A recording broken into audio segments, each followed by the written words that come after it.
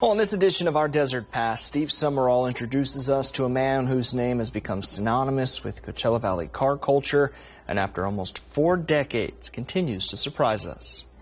So Keith, thank you for your unwavering support to the city of Palm Springs and for your infectious love for classic cars. On behalf of the city of Palm Springs and the city council and its residents, we would love to present you with this beautiful. It is an honor which is bestowed on very few esteemed residents. So thank you all for turning out for this. Thank you all for making this a great super event. Ironically, handling keys is something that Keith McCormick has become quite accustomed to, especially when it comes to automobiles. I love the big fin era cars. You know, I love the late 50s, the Cadillac convertibles with huge fins that you don't drive those cars, you aim them. Keith could tell you which vehicle was designed locally in a house on Ramon Road. The Avanti was created in Palm Springs by Raymond Loewy. And you're talking to the guy that had the Avanti dealership in Palm Springs later on when they resurrected it. Keith could tell you about this car that I was photographed with in 2011, which was originally driven by President John F. Kennedy. He had a 1961 T-Bird, which he used for some liaisons, I'm told. I'll leave it at that. So, how did Keith McCormick become Palm Springs' official car guy? But we moved here in '81, got involved with the Chamber of Commerce, and in 1985, the mayor at the time asked me to put on an event, thinking I knew about motor racing because I did a little bit of motor racing. That event was the 1985 Palm Springs Vintage Grand Prix.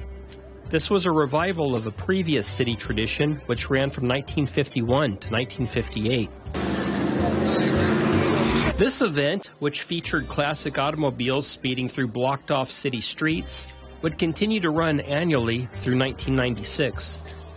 These races would run in conjunction with a more enduring tradition, one that shares Keith's name.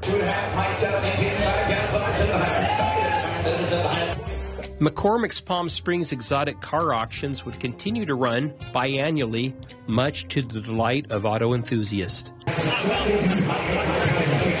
In fact, it's gotten so popular, not even a global pandemic could stop it. We were the only special event allowed during COVID. We still did COVID events, and we designed an air system that would change the air every 60 seconds, so nobody got ill.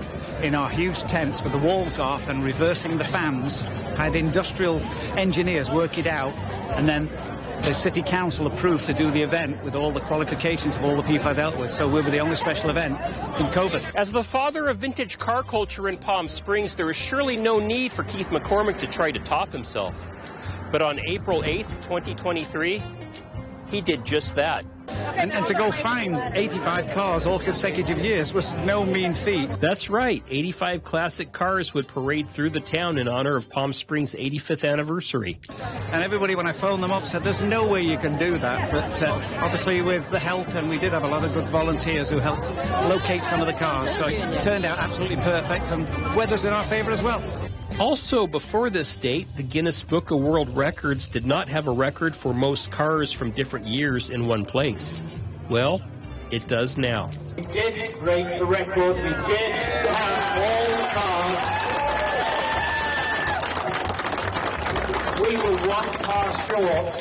And can you believe we had that 1 car at the dealership, and I sent my grandson down to pick it up, and he drove it in a 79 pickup that the owner doesn't know we used.